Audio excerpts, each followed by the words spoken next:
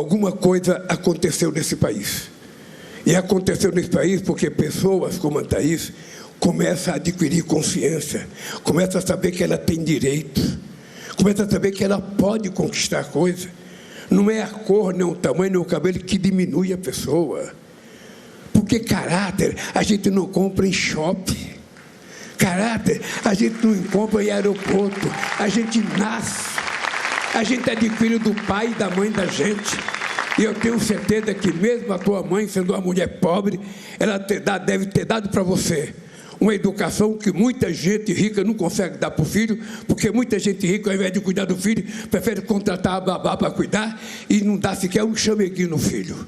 E sua mãe, eu acho que lhe deu muito chamego, muito cafuné, e é por isso que você é esta figura doce, encantadora, motivo de orgulho das mulheres da Nissan. Por isso, a educação, eu vou lhe contar o que está acontecendo nesse país para parar de falar. Nós tomamos uma decisão que até 2030, todas as crianças brasileiras estarão alfabetizadas até o 2º ano. Durante muito tempo na escola.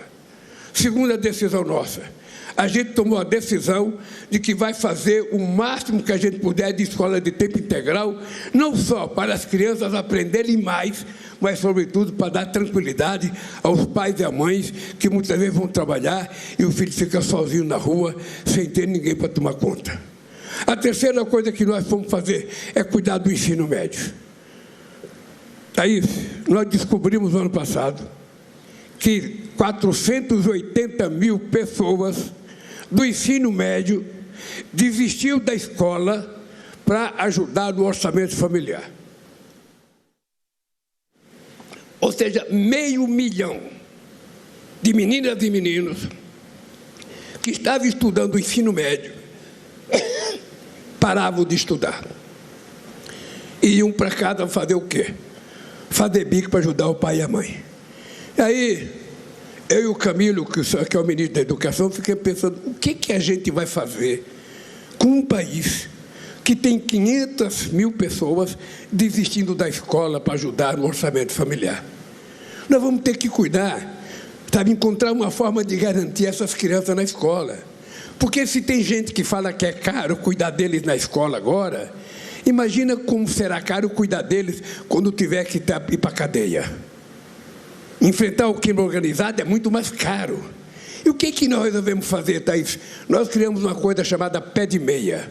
Não sei se você já ouviu falar. Então, para que a criança fique na escola, a gente dá 10 prestações de R$200, é 200 por mês, para ele fazer o que ele quiser com o dinheiro, gastar em comida e não precisar abandonar a escola. E no final do ano, se ele passar, a gente deposita R$1.000 na poupança dele. No ano seguinte, a mesma coisa, mais 10 de 200, mais uma de 1.000. Quando chegar no final do ciclo, ele tem R$9.000 se ele guardou o dinheiro. E ele pode começar a vida dele com muita tranquilidade, sem desistir da escola. A coisa mais impressionante que nós descobrimos é que meninos e meninas que já tinham desistido da escola voltaram a estudar por conta do pé de meia. Parece muito, não é muito. Gastar 6 bilhões com 4 milhões de jovens, a gente está apostando em salvar esse país.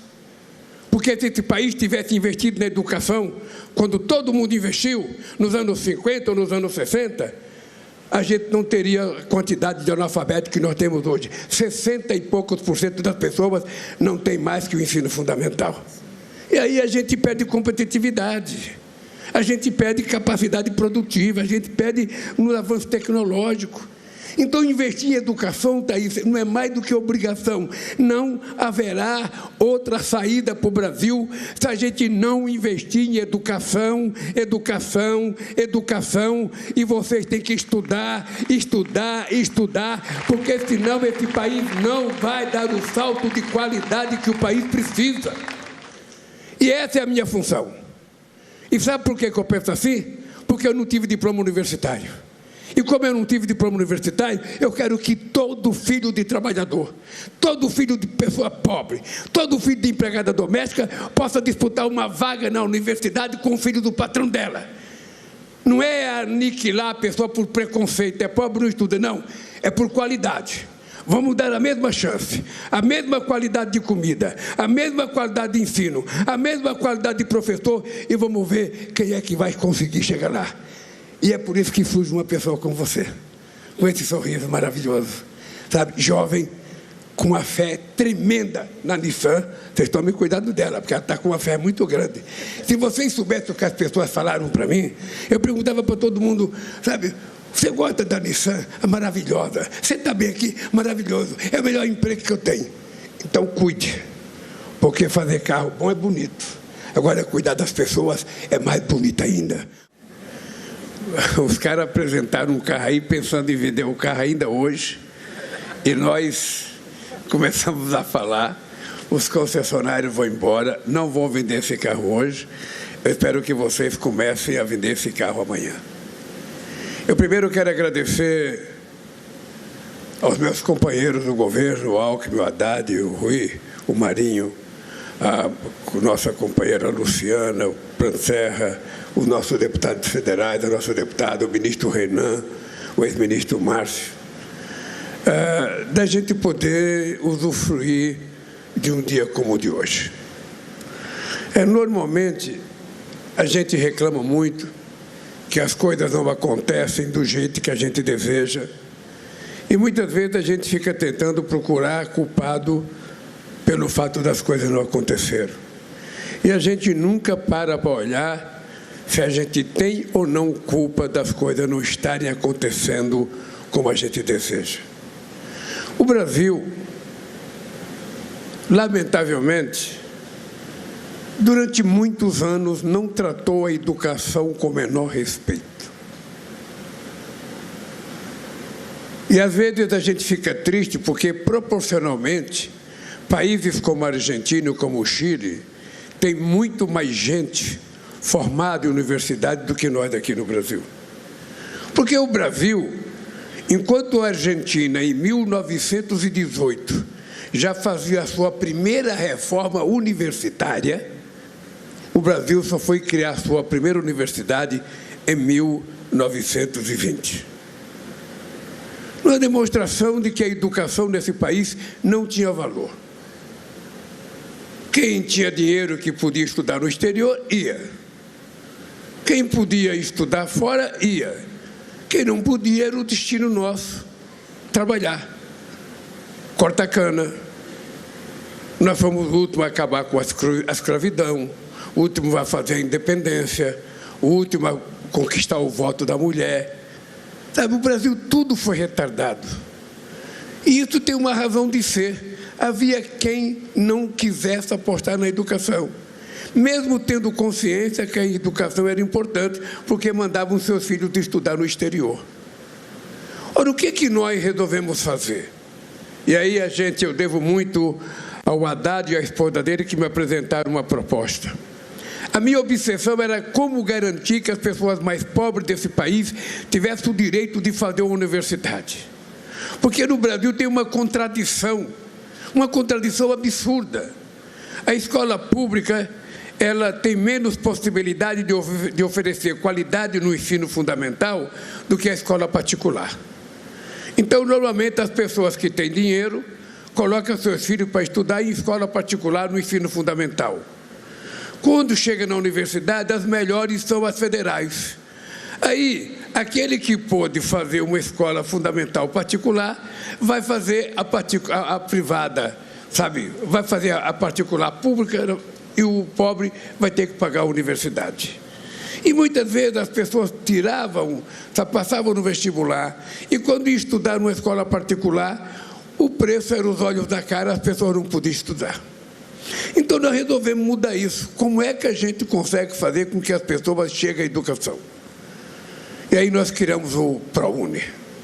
O ProUni foi uma verdadeira revolução nesse país. A gente, na verdade, pegou uma parte da dívida que tinha conosco as universidades federais e transformamos em bolsa de estudo. Que foi uma revolução. Foram mais de 2 milhões e meio de estudantes na universidade, gente da periferia de escola pública. A USP, há 20 anos atrás, o Alckmin era governador do estado, sabe, a USP não tinha quase nenhum negro estudante na USP. Depois nós criamos um mecanismo, o Alckmin também facilitou a periferia. Hoje você vai na USP, 50% dos estudantes são negros. Uma demonstração da mudança que está havendo nesse país para que todos sejam tratados em igualdade de condições. Não importa a cor, a religião, o sexo, ou seja, todos têm que ter a mesma oportunidade. E aí eu volto para a questão da indústria automobilística, para que ninguém nunca esqueça o que está acontecendo hoje nesse país. Porque tem muita gente que acha que é normal. Isso está acontecendo porque é normal. Isso não tem nada a ver com o Haddad na Fazenda, não tem nada a ver com o Lula na presidência. A indústria está crescendo porque é sorte, é porque nós somos competentes, é porque nós fazemos as coisas direito, porque nós sabemos vender carro. Será que isso é verdade? Vamos pegar um curtíssimo histórico para a gente ver o que aconteceu nesse país. 31 de dezembro de 2010. Vocês têm noção quantos carros eram emplacados nesse país? Vocês se lembram quantos carros eram emplacados dia 31 de dezembro de 2010? Ou dia 1º de janeiro de 2011? Era praticamente 3.600.000 carros. 3.600.000 carros eram vendidos até 2012. O que aconteceu de 2012 até outro dia? Quando eu voltei para a presidência em 2023, você sabe quantos carros eram vendidos nesse país? 1.600.000 carros. Menos da metade do que vendia entre 2010 e 2012. Quantas concessionárias fecharam nesse país? Quantas? Porque não tinha carro para vender e porque quando tinha o povo não tinha dinheiro para comprar. Todo mundo se lembra disso. Todo mundo se lembra. A história é muito curtinha para a gente saber o que aconteceu nesse país. Acontece que esse país não levava em conta a necessidade de fazer com que o dinheiro circulasse na mão de todas as pessoas. Eu tenho uma máxima que eu digo todo dia: muito dinheiro na mão de poucos significa pobreza. Pouco dinheiro na mão de muitos significa distribuição de alguma coisa. Eu poderia pegar um exemplo aqui. Aqui vamos supor que tenha por volta de 500 pessoas. Eu contei, eu estava contando, deve ter 260 de um lado e deve ter 260 do outro. Ao todo deve dar 520 mais ou menos. Tá, mas como eu não sou nenhum centro de pesquisa, fica no mais ou menos. Então imagina vocês que a Nissan me dava esse carro aqui. Quanto custa esse carro? Não precisa falar o preço, eu invento o preço. Não precisa falar o preço, eu invento um preço aqui. Vamos supor que esse carro custasse 1 milhão. 1 milhão. E a Nissan me desse o carro e eu falava: eu não quero o carro, me dê o dinheiro. Ele me dava 1 milhão. Eu colocava no bolso, ia num banco, depositava numa conta minha para render juros. O que ia acontecer? Todos vocês iam ficar lambendo o dedo e eu ia guardar 1 milhão só para mim. Ora, mas se ao contrário de dar 1 milhão para mim, a Nissan pegasse esse 1 milhão e repartisse R$1.000 para cada um, o que iria acontecer? Todos vocês iam tomar uma cerveja hoje à noite, todos vocês iam no supermercado comprar alguma coisa, todos vocês iam comprar 1 quilo de carne, todos vocês iam comprar alguma coisa. O dinheiro iria circular rapidamente, iria voltar para a própria Nissan, porque vocês iriam conseguir até comprar um carro. O que aconteceu no Brasil é exatamente isso. O dinheiro começou a circular, as pessoas começaram a se informar melhor, as pessoas começaram a ganhar um pouco mais, o salário mínimo passou a ser um pouco mais do que a inflação, porque tem gente que na hora que ele vai pagar o salário mínimo, ele acha que o salário mínimo é muito alto. Porra, eu estou pagando para essa empregada doméstica R$1.000. Ô gente, R$1.000 não é alto, nem 1.500. Ao invés de olhar a pessoa como empregada assalariada, olha ela como consumidor. Não dizem que o cliente é a coisa mais importante numa loja? Não é? Quando vocês vão vender um carro, o cliente não é o mais importante? Então imagine o trabalhador que você paga o salário, um cliente, um consumidor. Porque aí a gente fica mais leve para pagar e a gente fica mais perceptível de receber de volta esse dinheiro com as pessoas consumindo. É esse o milagre que está acontecendo no Brasil. Primeiro, seriedade, estabilidade econômica. Segundo, estabilidade política. Terceiro, estabilidade jurídica. Quarto, estabilidade social. E quinto, previsibilidade. Nesse país, ninguém precisa ficar contando mentira. Nesse país, ninguém precisa ficar fazendo fake news. Nesse país, ninguém precisa ficar ofendendo as pessoas, desmoralizando as instituições, agredindo os outros. Esse país é para seguir o exemplo dos trabalhadores da Nissan. Ser respeitoso não é mérito, é obrigação nossa respeitar o próximo, tratar com carinho o próximo, estender a mão para quem necessita. É isso que eu vi que vocês aprenderam aqui na Nissan. Educação. Educação. Eu fui no Japão agora, dei até um abraço no imperador. Disse que não podia tocar no imperador, eu dei logo um abraço nele, que é para ele saber como é que brasileiro age. Então eu fui, sabe, é o seguinte, é uma educação um pouco refinada que nós precisamos aprender, para a gente poder viver democraticamente de forma civilizada. Não é possível que esse país, que era o país mais querido do mundo, esse país era o país mais alegre do mundo, de repente foi tomado pelo ódio. De repente o pai não quer conversar com o filho porque o filho pensa diferente dele. De repente a mulher não quer conversar com o marido porque ele pensa diferente dela. De repente o pai quer brigar com o afilhado. Onde é que já se viu uma sociedade como a nossa, amorosa, trabalhadora, alegre, que tem samba, que tem futebol, que tem um monte de coisa, ser tomada pelo ódio, ser tomada pelo desrespeito? Por isso eu fiquei feliz com o tratamento que vocês prepararam para nós aí. Eu vou até reivindicar para vocês ganhar hora extra pelo carinho que vocês me trataram aí, um pouco mais. Então, gente, eu estou dizendo isso para a gente saber que as coisas não acontecem, sabe, de forma gratuita. O que está acontecendo no Brasil não é sorte. Vocês estão lembrados no outro mandato meu, de 2003 a 2010, quando a economia chegou a crescer 7,5%? Está crescendo porque o Lula tem sorte. Quisera Deus que esse país só tivesse presidente que tivesse sorte. Quem sabe a gente estaria no G7, no G5, no G4, que já para a gente fosse mais importante. Nós cansamos de ser tratado como um país pobre e país pequeno. Eu fico feliz quando vocês percebem com muita nitidez a qualificação, a competência do trabalhador brasileiro.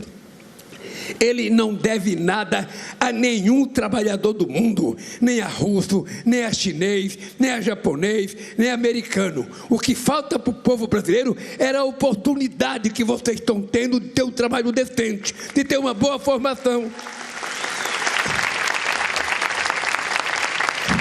Tem gente que não gosta que eu falo isso, mas é uma vergonha para a elite brasileira. Uma vergonha para a elite brasileira que seja um presidente que só tem um diploma do Senai, o presidente que mais investiu em universidade na história do país, o que mais investiu em Instituto Federal e o que mais fez extensão universitária. Por que isso? É sorte? Não. É vontade. É compromisso. E eu sou daqueles que não desistem nunca. Não existe nada impossível quando a gente tem vontade de fazer. E eu voltei à presidência da República para provar que esse país não pode ser um país eternamente pobre, eternamente vivendo de Bolsa Família. Não, nós precisamos fazer as pessoas se formarem adequadamente, aprender uma profissão, para as pessoas poderem constituir família, terem prosperidade e viver bem num padrão de classe média. É isso que nós desejamos. Eu quero que todo mundo possa comprar um carro desse. Mas enquanto não puder, compre o mais baratinho, que vai ajudar outra indústria que produz o carro mais baratinho. Mas obviamente que quanto mais classe média vocês criarem, mais gente vai comprar esse carro chique aqui, que quem sabe um dia eu até vou comprar um, vou botar a mão nele aqui, para mostrar o meu desejo de ter esse carro. Então, gente, é isso. Thaís, vem aqui um pouquinho, Thaís. Vem cá.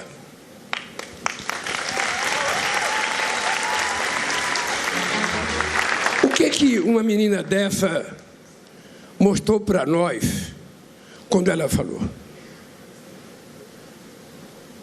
É que a gente não pode nunca parar de acreditar e de querer as coisas.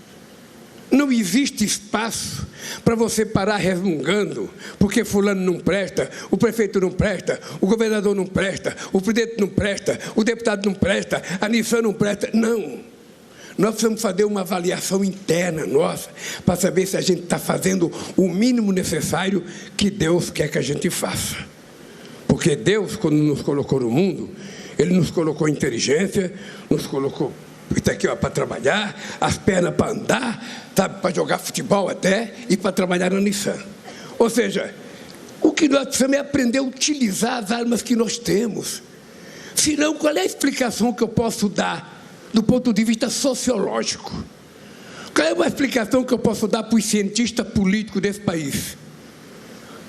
Que um cara que nasceu em Caeté, que poderia ter morrido de fome antes de completar 5 anos de idade, que veio para São Paulo com 8 irmãos, passando necessidade, passando fome, sem ter o que comer, esse cara vira presidente da República. Qual é a lógica disso? Se não fosse, primeiro, uma coisa chamada Deus, sabe, que está dentro de nós e faz a gente crescer quando a gente merece. Segundo, é a vontade de disputar. Eu um dia fui a Brasília pedir para não votar uma lei que prejudicava os trabalhadores. Cheguei em Brasília e descobri que não tinha um deputado trabalhador. Aí eu voltei para casa, Júlio, e falei, peraí, eu sou um bobão. Como é que eu quero que vote uma lei para ajudar o trabalhador se não tem nenhum trabalhador lá dentro? É preciso, então, a gente se organizar e criar um partido. Criei o partido. E o meu partido não é o maior. Mas se vocês prestarem atenção numa coisa interessante, eu fui o segundo em 89, o segundo em 94, o segundo em 98, o primeiro em 2002, o primeiro em 2006, o primeiro em 2010, o primeiro em 2014, o segundo em 2018 e o primeiro em 2022.